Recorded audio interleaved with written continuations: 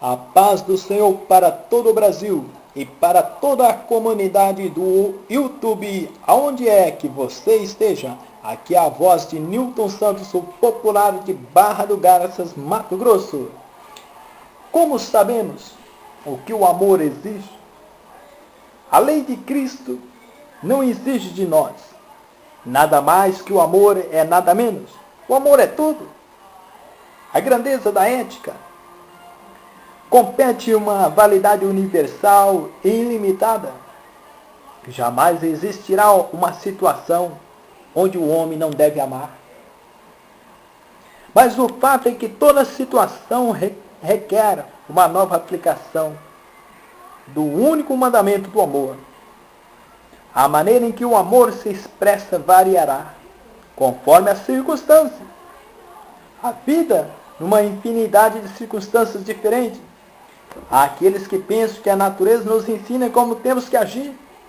Devemos fazer o que é natural, se agir conforme a natureza, não erramos na verdade. O próprio Novo Testamento algumas vezes relaciona a natureza com o nosso comportamento. Sim, uma finalidade prática é o que tem a Bíblia. A Bíblia, além de nos proclamar como Deus nos chamou, também nos ensina como deve agir nosso amor. A primeira norma apresentada na Bíblia são o próprio Deus, deixado por aqueles que nos precedem no caminho. E esses exemplos são registrados.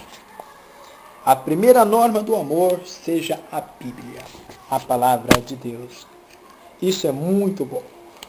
Os mandamentos bíblicos, portanto, foram dados para muitas situações diversas, específicas e variadas. Em todas as situações das camadas da sociedade, tanto do Antigo Testamento como do Novo, existiu variedades e formas de mandamentos para situações específicas, que devem ser entendidos no contexto da Bíblia. À luz de toda a Bíblia, deve ser analisado cada situação. O bom samaritano sabia que o mandamento exigia que ele amasse o próximo de uma maneira geral, mas que não foi especificado exatamente como devia agir o amor naquele caso. Os mandamentos, pois, detalham o nosso comportamento em toda situação. A única coisa que a lei de Cristo exige em toda situação é amor. Exatamente o que a lei exige. No mundo, tudo que pode existir, a lei é o amor.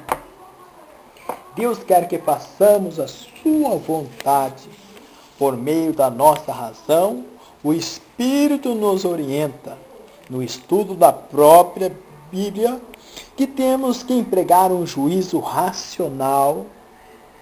Quanto mais complicado o problema ético, mais precisamos de informação. Você pode não concordar com todas as coisas, mas vamos orar pelo Espírito, com todos os santos, na sua natureza, na sua essência.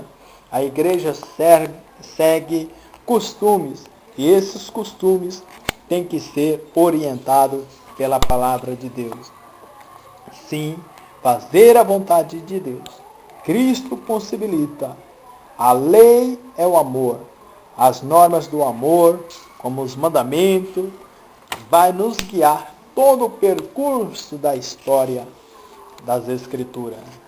Seja uma pessoa verdadeira e não vamos mentir a nós mesmos. Não podemos ser iludidos, enganados e mentirmos a nós mesmos. Muitas vezes somos apanhados, surpreendidos, até em meios ilícitos que não são fidedignos, mas sempre o compromisso com a vontade verdadeira daquele que criou é zelar pela prática e pelos ideais divinos, e não simplesmente trazer separação do nosso elo com Deus, a nossa vida espiritual. Talvez não estou sendo bastante claro, mas existem situações da vida que queremos burlar o freguês, fazer de conta que o objeto tem mais valor do que na verdade não tem, prometer pagar e realmente não pretendo, realizar um serviço dentro de um prazo e sei que não poderei cumprir, dizer somente aquilo que pode agradar ao meu próximo. Isso são questões que normalmente a gente vê na sociedade de hoje. A sociedade alternativa, que muitas vezes falta o respeito à vida, que não respeita os seres humanos nos seus direitos, nos seus deveres, e não tem lei, muitas vezes dignas e patentes para todos, de uma forma igualitária e justa. Porque muitas pessoas, segundo a Bíblia, se alguém derramar o sangue do homem, pelo homem se derramará o seu sangue. Porque Deus fez o homem segundo a sua imagem, em Gênesis 9:6. O homicídio, pois, dentro de Israel, devia ser castigado com pena de morte. Quantas vidas têm sido limitadas pelo poder do homem, muitas vezes sendo praticada de forma irrelevante. Muitas vezes o aborto, a eutanásia, a morte, muitas vezes truculenta, muitas vezes sendo revitimada e refém, muitas vezes do pecado e da própria violência. O casamento e o sexo, em toda a história da Bíblia, vemos também alguns comentários das Escrituras em certo sentido, que nos faz uma alusão até mesmo erótico. E vemos que a família, desde os primórdios do primeiro tempo, foi ameaçada, o primeiro casal foi destruído, o seu relacionamento espiritual com Deus foi afetado desde o primeiro casal existente na terra, Adão e Eva, como Caim também, que foi o primeiro homicida.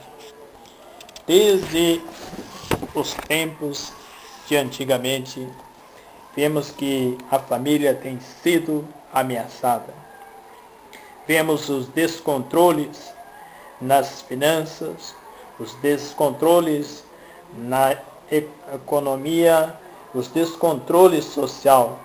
Muitas vezes, um pai fracassado, uma mãe fracassada, um filho fracassado, muitas vezes uma paternidade não provada ou má provada, e que muitas vezes fica por isso mesmo. E vemos uma sociedade repleta de reféns do ódio, da raiva, que vem pendurando muitos lares e muitas famílias. Por exemplo, a questão da orientação sexual de muitas pessoas que buscam alternativa em extras conjugais, muitas vezes numa pulada de cerca, muitas vezes procurando esconderijo, refúgio, para tentar saciar simplesmente um prazer momentâneo da sua própria natureza. Mas um fracasso total do casamento. Quantas pessoas têm buscado alternativa, mas a verdadeira alternativa que hoje me posiciono, que cada um saiba aproveitar e tenha não simplesmente o trabalho, mas o lazer para buscar a verdadeira felicidade, que possa te fazer bem, não simplesmente como empregado, como patrão, mas com alguém que sabe lidar em todas as situações da ética, se comportar bem em qualquer situação, porque Deus tem nos colocado à disposição do seu reino para fazer a sua vontade.